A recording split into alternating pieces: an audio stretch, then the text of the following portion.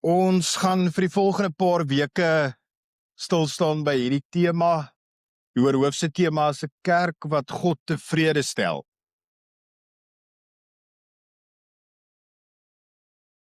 Daar is iets baie besonders aan, ek gaan gou 'n bietjie daar kyk. Daar's iets baie besonders aan 'n kerkplant en om 'n nuwe geloofsgemeenskap te begin.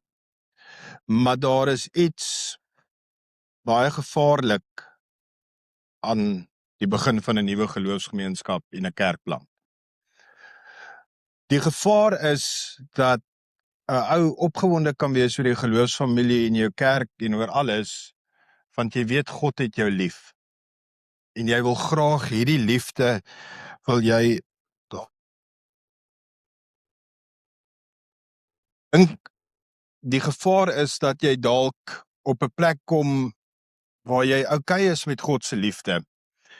Maar die vraag wat jy vir jouself moet vra, as lidmaat, as deel van die geloofsfamilie, maar ons as kerk, wat ons vir mekaar moet vra is ons die tipe mens, is ons die tipe kerk wat God tevrede stel? Die groot woord wat daarvoor gebruik word, en wat so swaar klink, en dis hoekom ek dit met tevrede stel vervang, is ons die tipe kerk wat God behaag? Die meeste van ons, soos ons vanoggend hier sit, dink ek, is redelik, hopelik, rustig daarmee met die wete en die verstaan dat God jou lief het. Ons almal het dit al gehoor, ons verstaan dit. En baie van ons sal dit maklik aanvaar ook, dat God ons lief het, ten spyte van. Maar is ons altyd seker, dat God tevrede is met ons? En dis bietjie waaroor ons in hierdie volgende reeks wil praat, en ons wil op dit praat oor individuele vlak, ons wil op dit praat oor Granendal as gemeente, geloofsfamilie. Is God tevrede met ons? Die een ding wat ons bank toe kan vat, want dis wat die woord vir ons sê, is dat God het ons lief.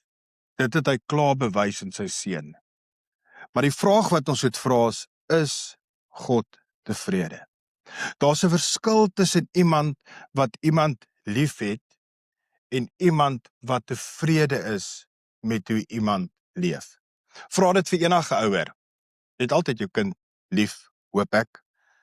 Maar jy is nie altyd tevrede met die besluite of die keuses wat jy kind maak. Jy maak dit jy noodwendig minder lief? Nee.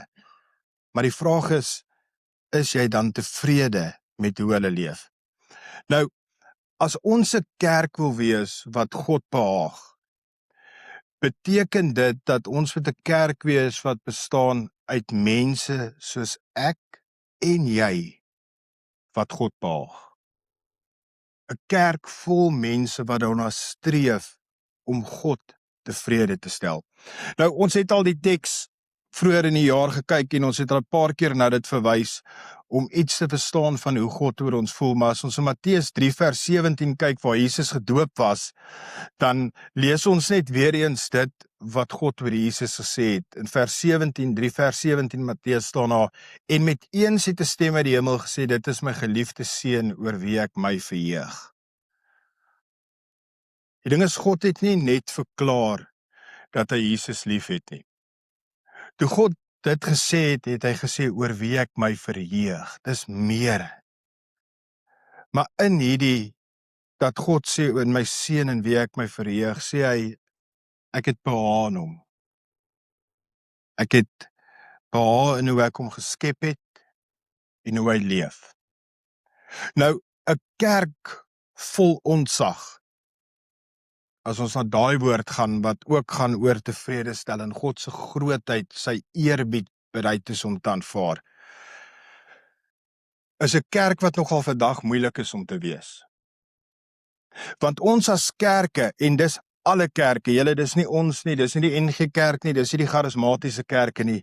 Die grootste uitdaging vir die kerk vandag is om 'n kerk te wees met ontzag vir God, en nie die knie te buig onder 'n ontzag vir die wêreld nie.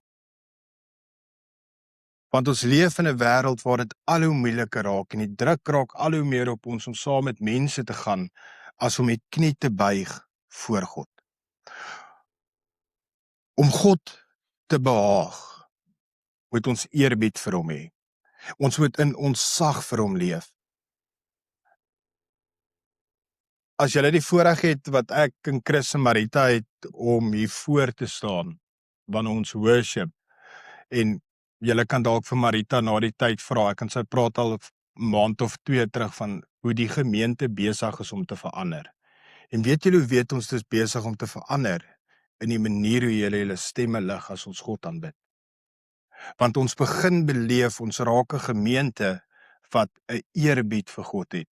Waar my belewenis in die begin was as 'n nuwe of vreemde liedjie is, het julle so half liggies gesing. Nou maak dit nie saak of 'n vreemde of 'n nuwerige lied inkom en julle sing net, want julle weet, julle sing vir God. Dit beteken jy's besig om 'n behaag, 'n ontzag te ontwikkel vir God, om sy eerbied te sien. En vir ons om 'n kerk te wees wat God tevrede wil stel, vir jou om 'n mens te wees wat God tevrede wil stel, moet ons vol ontzag vir hom wees. Psalm 147 vers 11 sê, die Here vind vreugde in hulle wat vir hom ontzag het, wat hulle hoop vestig op sy troue liefde. Die Here vind vreugde daarin. Nou die woordjie ontzag, weer eens, dis een van daai Afrikaanse woorde wat ontsettend mooi is, maar wat baie swaar klink. Die woordjie ontzag beteken nie dat jy hoef bang te wees vir God nie. Ontzag beteken nie jy is bang dat God jou gaan plattrap op elke liewe foutjie wat jy maak nie. Dit beteken eerder dat jy 'n diep ontzag het en eerbied vir God se heiligheid. 'n Eerbied, 'n ontzag het vir sy mag en vir sy gesag. Goed wat ons na hom toe trek, is die goed waarna ons smeek, in plaas van om goed na te jaag wat ons weg van God afdryf. So jy het ontzag vir God en dit wat jy kies is goed wat jou nader aan hom trek. Paulus praat in die skrif, dan sê hy, jy moet jou ou lewe agterlaat. Jy kan nie meer leef soos jy geleef het nie. As jy jou lewe vir die Here gee, as jy kies om Jesus te volg en jy begin met ontzag leef, dan raak die goed van jou ou lewe iets wat nie eers belangrik is nie. As ons 'n kerk wil wees wat in ontzag leef vir God, gaan tradisies, gewoonte nie ons dryf wees nie, maar ons dryf gaan wees dit wat God behaag. Dit sit ons op 'n moeilike plek. Dit sit julle op 'n moeilike plek, want jy moet buite in die wêreld gaan leef. Ons moet in die wêreld gaan leef as mense wat God se ontzag soek, wat in eerbied vir hom leef en nie vir eerbied van mense nie. En baie van hierdie goed kom neer op hoe ek en jy vir God sien. Het ons 'n hoë siening van wie God is, of het ons 'n lae siening van God? Die ding is, hoe jy God sien, gaan bepaal hoe jy leef. As ons na ons eie lewens kyk, is daar 'n belangrike vraag wat ek moet vra, en die vraag is, wat sê ons optrede oor wat ons regtig van God glo? 'n Diep vraag vir 'n Sondagoggend by die mooi son wat buite skyn. Maar die vraag wat jy vir jouself moet vra, die vraag wat ons as 'n kerk wat daarna streef om God te behaag, is die vraag is, wat sê ons optrede oor wat ons regtig van God glo? Kom ek help julle gou met 'n hoë en 'n lae siening verstaan. 'n Lae siening van God is mense wat 'n baie lae siening het en behandel God se woord baie informeel. Ja, die Bybel sê dit. Ek hou van dit wat in die Bybel sê, so ek post dit op my Facebook page. Van just laat my warm and fuzzy aan die binnekant voel. Mense wat 'n lae siening van God het, gehoorsaam die gedeeltes in die Bybel wat vir hulle lekker is. Dink gou 'n bietjie. Wat is daai goed wat jy in die Bybel al gelees het wat jy gevoel het, ek hou nie hiervan nie, so skip a page. Iemand dit al ooit gevoel of gedoen? Net ek, okay. So, ek het dit al gedoen. Daar's goed wat hy lees en dan sê soos, yes, dis amazing, Here, en dan is ons goed soos, Here, dis nie vir my bedoel nie. Ek hou nie hiervan nie. Nou wat doen jy met dit waarvan jy nie hou nie, jy ignoreer dit. Want jy dalk, ek het dalk 'n lae siening van God. Want as ek 'n hoë siening van God het, dan gaan ek nie meer die goed waarvan ek hou begin een kant toe skuif, omdat ek nie daarvan hou nie, maar ek gaan dit met gesag hanteer, van dit is wat vir God belangrik is.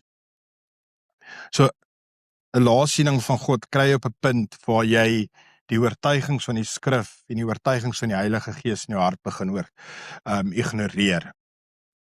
Jy begin jou sondes regverdig deur te sê, nou wie van julle het dit al gehoor? Dis maar net hoe ek is. Julle het dit al gehoor? Wie het dit al gesê? Kan nie so van jou hand praat nie. Het van julle dit al gesê? Wie het dit al gesê? Kom ons wees gou 'n bietjie vir 'n oomblik eerlik, wanneer jy skaam wees, jy steek jou hand op en sê jy skouerbesering het. Wie van julle het al iemand gehoor dit sê? Vinniger gaan die hande nou jy skielik op, nê? Maar 'n lae siening van God is jy baie keer geneig om te sê dis maar net hoe ek is. Weet jy, nee, dis nie hoe jy is nie. God het jou nie so geskep nie. Gaan kyk wat sê die Bybel hoe hy jou geskep het. So 'n lae siening van God kom outomaties neer dat jy 'n lae siening van jou self het. Dan is daar die hoë siening van God. Nou mense met 'n hoë siening van God is nie mense wat op wolke loop en snaakse goed kan doen nie. Dis mense met 'n eerbiedige siening van God. Hulle neem die goed wat sy woord sê ernstig op. Hulle neem dit nie net ernstig op en sê okay, dis iets om oor te dink. Hulle neem dit op as die waarheid wat hulle lewens rig. Gaan en doen nie meer sonde nie. Hulle werk daarna toe. Beteken dit hulle kry dit reg? Nee, hulle gaan nog steeds sonde doen, want ons almal weet ons leef in 'n sondige wêreld. Maar hulle is ernstig daarmee om te leef as mense wat nie sonde nie. Wees lief vir jou naaste. Wat 'n naaste? Almal. Elke liewe persoon, daai kollega oorkant jou by die werk wat jy nie kan vat nie. Jou buurman wat tot vanoggend dalk nog musiek gespeel het. Maar hulle vat dit ernstig op. God het gesê, wees lief vir jou naaste, wees lief vir mense. En hulle doen dit. Hulle selfs lief vir die mense wat die onsmaaklikste goed in die wêreld doen. Dis mense wat hulle sondes bely. Hulle bely hulle sondag, erken hulle is verkeerd sonder dat hulle probeer om dit te regverdig. En wat hulle nog meer uitkenbaar maak, is hulle gehoorsaam God ongeag die prys wat dit hulle gaan kos. Erik het verlede week hier gepreek, en ek gaan probeer om korter as Erik te preek, so moenie worry nie. Maar wat ek deur die jare, nou ek ken Erik nou al van 2008 af, so dis nogal 'n redelike rukkie, het ek by Erik nogal geleer, dis 'n ou wat regtig daarop ingestel is om liewer God tevrede te stel en God te gehoorsaam, as om mense tevrede te stel. Gaan jy, gaan ek, gaan ons gemeente 'n geloofsfamilie wees wat om God eerste te stel, hom te gehoorsaam bo alles, gaan ons 'n hoë siening van God vat en sê, ons gaan dit doen ten spyte van wat mense vra, sê en doen. Want God vra 'n kerk wat hom behaag. Nou, hoekom ek vroeër gesê dis lekker en maklik en goed om 'n kerk te plant is, die ding is daar's 'n gevaar wat inkom. En dis 'n gevaar van gemaklik word. Dis die gevaar wat inkom wanneer jou geloof bekend raak vir jou. Wanneer die familie wat by mekaar is, lekker raak. Ek sien elke week vir die en dan sien ek vir die ene, en dis so lekker as ons net by mekaar is. En dan begin ons later aan die ons 'n bietjie ons maak, en dan bly die ons. Verstaan julle dit? Want hy het daai liedjie wat jare terug uitgekom het, Make the Circle Bigger. Nou julle daai, ek weet nie wie dit gesing het, was 'n rapper of iemand gewees, nê? Maar daar's 'n gevaar van gemaklik raak. Die ding is, dit is so gevaarlik as ek en jy begin om Jesus te behandel asof hy nie regtig belangrik is nie. Weet julle hoekom bestaan ons? Om vir mekaar 'n lekker kerk te wees? Nee, om 'n verskil in die wêreld te maak. Om vir Granendal gemeenskap wat kom, wat nog gaan intrek en goed, 'n stad op 'n koppie te wees wat 'n lig sal wees, wat sout sal gee, wat vir mense wat seer en stikkend is, soos die meeste van ons wat hier sit, 'n plek sal wees waarheen hulle kan kom, waar hulle inkom, waar hulle dalk 'n laassiening van God het, waar hulle kan inkom en kan ontdek wie hierdie God is. Dit is so belangrik, veral op die punt waar ons as gemeente is, om nie gemaklik te raak nie.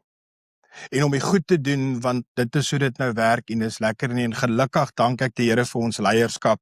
Ons sê altyd, as die Here sê ons moet verander, gaan ons verander, maak nie saak of dit wat ons doen dalk werk nie. Want ons het 'n hoë ontzag vir God. Beteken dit, ons het dit altyd nie, partykeer dip ons courage 'n bietjie.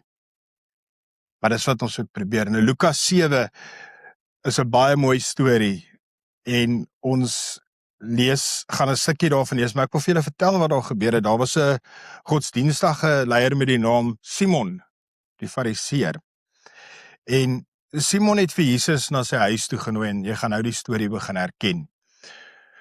Maar Simon het dit bloot net gedoen as 'n gewoontetjie. Hy het half probeer die hele community half met die bietjie wrywing wat tussen die Fariseërs en Jesus kom het. Hy sou half 'n bietjie probeer, kom ons kyk net of ons dit kan uitsorteer. Jy weet ook al daai goed, daai bietjie wrywing wat jy tog try het maar net so uitsorteer, wat is eintlik vir jou belangrik nie. Hy het Jesus net ingenooi in hierdie gewoonte styl tipe ding van, hy wil net iets probeer, bietjie vrede maak en goed. Maar wat gebeur het is, daar was basiese kulturele gasvryheidsrituele reëls wat Simon nie eers gevolg het nie. En een van die gasvryheidsrituele reëls was gewees, as iemand by jou aan huis kom, was jy hulle voete. Gelukkig is ons dalk nou Christene nie meer Jode nie, maar in daai dae het hulle ou se voete gewas. En weer eens, as jy nie geweet het nie, hulle het nie tekkies en skoene soos ons gedra nie, hulle het Jerusalem cruisers gedra wat van leerstraps gemaak is en het deur al die goed in die pad geloop waar die bokke en almal geloop het. So hulle moes die voete was, maar Simon die Fariseer, vir hom is hierdie Jesus ou net nog iemand in sy huis, hy worry nie regtig oor hom nie. Hy try maar net die ou gewoonte dingetjie doen, dat hy tog net kan kyk of hy ietsie kan regkry. Maar dan gebeur daar iets amazing in hierdie storie. Dan kom daar 'n vrou in wat 'n slegte reputasie het. Nou, julle weet wat dit beteken, hè? OK, slegte reputasie. So, sy kom daar in, maar wat sy het, wat Simon nie gehad nie, is 'n diepe ontzag vir Jesus. En sy kom en sy gaan val by Jesus se voete neer. Sy gaan val by sy voete neer en sy huil. Sy vat dierparfuum. Nou die ouens wat baie slim is en geleerd is, het gaan kyk na die konteks van die skrif en goed, en hulle sê dat daai parfuum wat sy oor sy voete uitgegooi het, was so duur geweest dat dit in daai tyd 'n jaar se salaris was, wat sy kon verdien het. Sy, hierdie vrou met 'n slegte reputasie, gaan val voor Jesus se voete neer en gooi dierparfuum oor sy voete uit, terwyl sy by sy voete huil. Hierdie is 'n daad van aanbidding. En dan Simon die Fariseer, veroordeel haar in Jesus. Maar dan antwoord Jesus in Lukas 7 vers 44. Kom ons lees. Toe het hy omgedraai na die vrou en vir Simon gesê, sien jy hierdie vrou? Toe ek by jou huis ingestap het, het jy nie eers vir my water vir my voete gegee nie, maar sy het my voete met haar trane nat gemaak en met haar hare afgedroog. Vir Jesus was dit nie belangrik hoe Simon se huis lyk nie. Vir hom was dit belangrik wat in sy hart leef. Wat's die ontzag? Wat is die siening wat hy van hom het? Die ding is, die Fariseer was heeltemal te gemaklik met Jesus se teenwoordigheid gewees.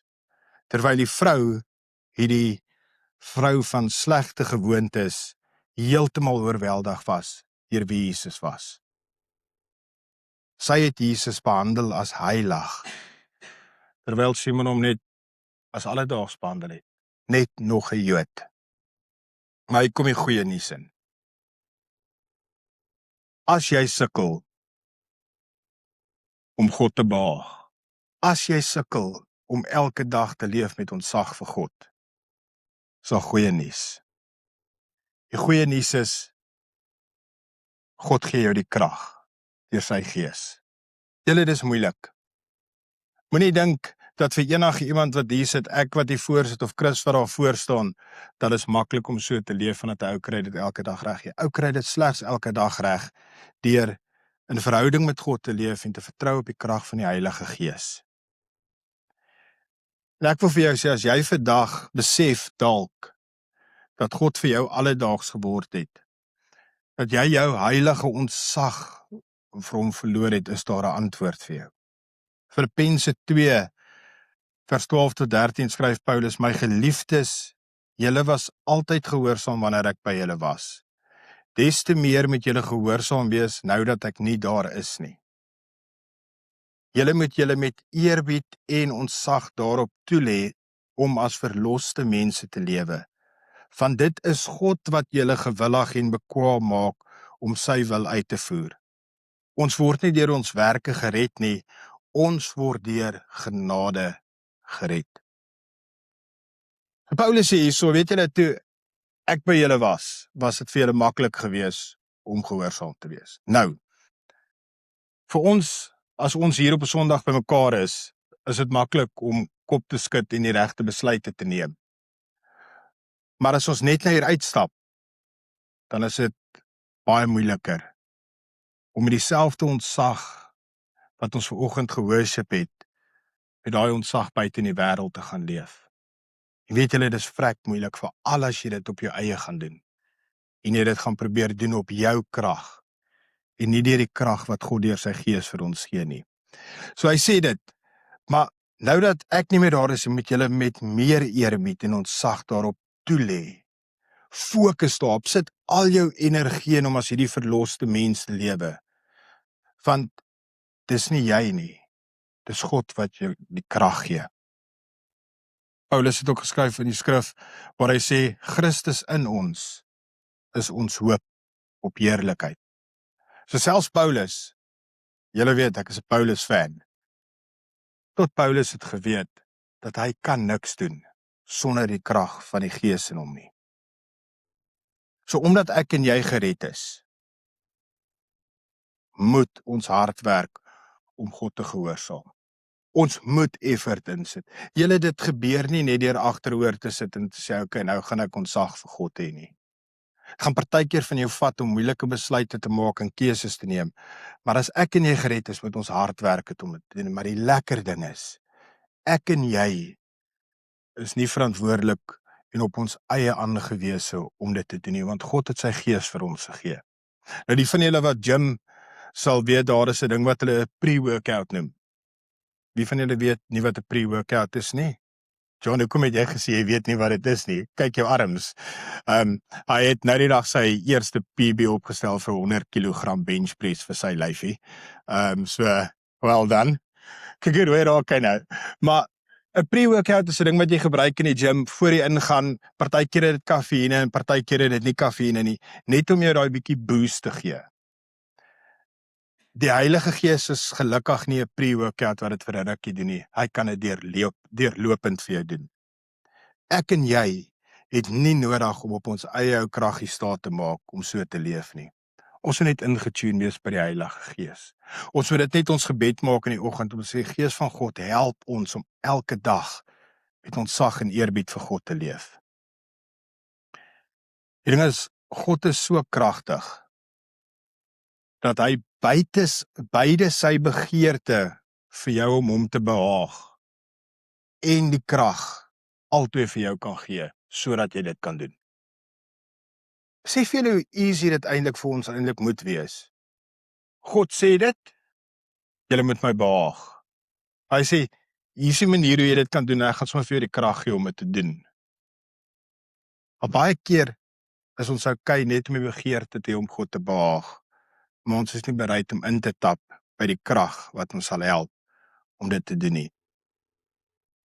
Die ding is, hoe ouer jy raak, en dalk kyk ek nou vir van die jonger mense hierso, so 'n paar van julle, hoe ouer jy raak, hoe makliker raak dit om nie mense tevrede te stel nie. En hoe makliker raak dit om te begin leef in die begeerte om in God se ontsag te leef. Maar nie eers alle ouer mense doen dit, of leef dit, of besef dit nie. Maar besef dit vandag, jy gaan nie almal tevrede stel nie. Jy kan probeer, jy gaan 10 en val, jy gaan val. Jy kan kies om God tevrede te stel, en net vir God tevrede te stel, net vir God ontsag te hê, net vir God behaag te hê. Dan het jy een plek waarop jy moet fokus, en jou kans op sukses dan is groter, want op die einde van die dag, dit wat God van jou vra, gee jy vir jou die krag om dit te kan doen. So, wonder jy of jy 'n lewe kan leef wat God behaag? Hou op wonder, jy kan. Want hy gaan jou die krag gee. Hy gee jou die Heilige Gees om dit te kan doen. Ek wil afsluit om dit so 'n bietjie persoonlik te maak vir ons voor ons hier uitstap. So die uitdaging ja, die inleiding van hierdie reeks is eenvoudig. Maar die ding is dus lewensverander. Vraag wat jy jouself moet vra is, behaag my lewe werklik vir God? Maak dit eenvoudiger. Stel my lewe werklik vir God tevrede. Wanneer ons onsself eerlik voor die Here ondersoek, moet ons waak teen 'n gevaar van om gemaklik te raak met Jesus. Ons het gesien Simon die Fariseer wat Jesus net bloot as 'n roetine in sy huis ontvang het. Kom jy op 'n Sondag kerk toe, na ons geloofsfamilie toe, net omdat dit 'n roetine is, 'n bysaak is, of omdat die lekker koffie is, het dit net 'n tradisie by jou geword. En ek wonder of dit nie dalk is vandag hoekom baie kerke so leeg is nie, want die tradisie het sy krag en waarde verloor.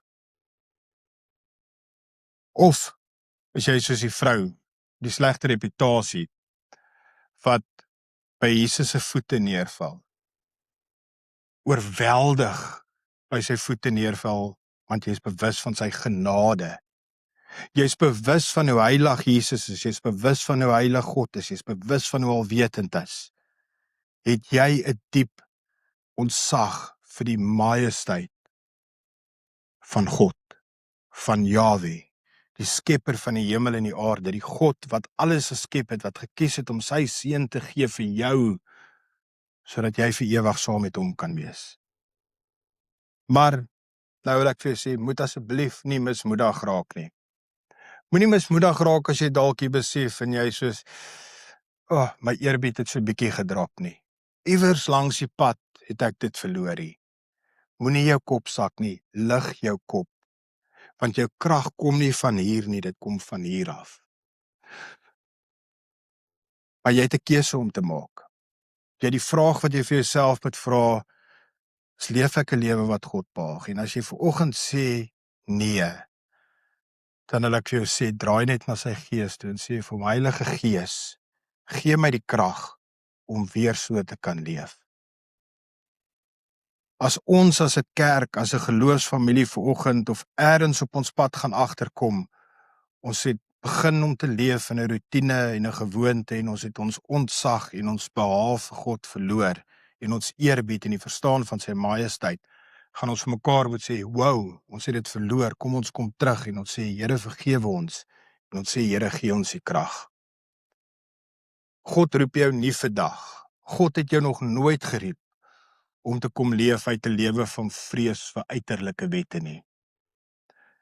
God roep jou elke keer terug en sê, kom in 'n verhouding met my. Kom in 'n verhouding in my in met ware ontsag. En die wonderlike nuus is, hy gee self vir jou die krag om daardie lewe te kan leef. Dit is partykeer moeilik om te dink hoe so 'n tipe verhouding is. Maar dink 'n bietjie terug, het jy dalk eers 'n sportafrigter, 'n onderwyser, 'n oom met tannie gehad, vir wie jy soveel respek gehad het, dat die ergste ding vir jou sou kon gewees het om van hulle te hoor is, jy het my teleurgestel. Ek het altyd gespot met ouers as ek vir hulle praat oor hulle tieners, en ek vir hulle sê, moet nooit vir jou tieners sê, jy het my kwaad gemaak, jy sê vir hulle, jy het my teleurgestel. Want niks is slegter om te hoor jy het teleurgestel nie. Maar net soos jy dalk vir 'n onderwyser, ek het 'n paar onderwysers, afrigters, Dominee Hermie gehad, is ouens vir wie ek soveel respek gehad het, dat ek nie gedoen het wat ek gedoen het, omdat ek iets wou kry, omdat hulle gesê ek het moet dit doen, maar omdat ek dit wou doen, want ek het soveel respek en ontzag vir hulle gehad. Kom ons leef so voor God, dat dit wat ons moet doen en dit wat hy van ons vra, ons nie doen, omdat ons bang is, iets gaan gebeur as ons dit nie doen nie. Kom ons begin dit doen, omdat ons weet, God vra dit van ons, en ons hoë siening van hom het, gaan ons dit doen.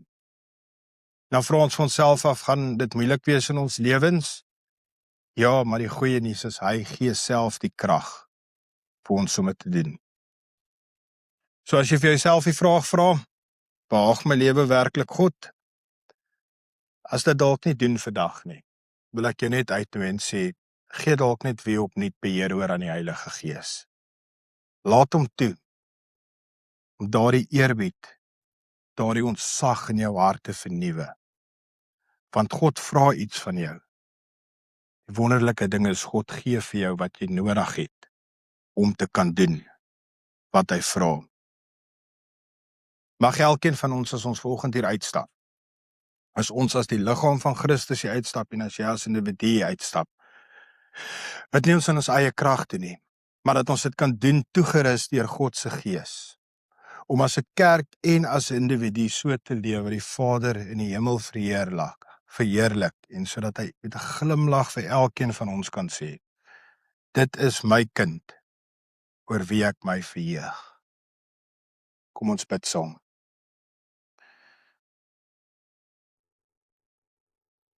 Dalk wil jy vir 'n oomblik net op jou eie dalk voor God vanoggend sit en net vir hom sê, Here, jammer dat jy dalk bietjie rutine geraak het van jou verhouding. Dat jy dalk bietjie jou hoë siening van hom verloor het en dat jy dalk in rutine begin leef het en nie in ontzag nie. En dalk wil jy vanoggend net weer sê, Here, jammer, en terugkeer. En as dit jy is vanoggend, wil ek vir jou sê, God aanvaar jou met oop arms. Jy is sy geliefde kind, oor wie hy hom verheug.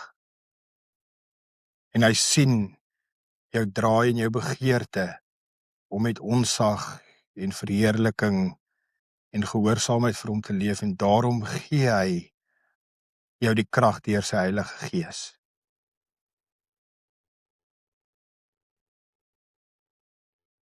Here, vergewe ons wanneer ons partykeer begin leef uit rutine uit, Here, en vergeet om te leef omdat ons weet wie U is.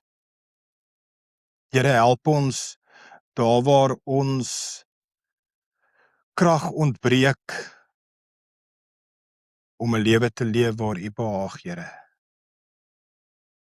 Here, gee elkeen van ons die krag deur U Heilige Gees om so te leef. Here, gee ons as kerk, as geloofsfamilie, deur die werking van U Heilige Gees die mag om te leef as 'n kerk wat U behaag.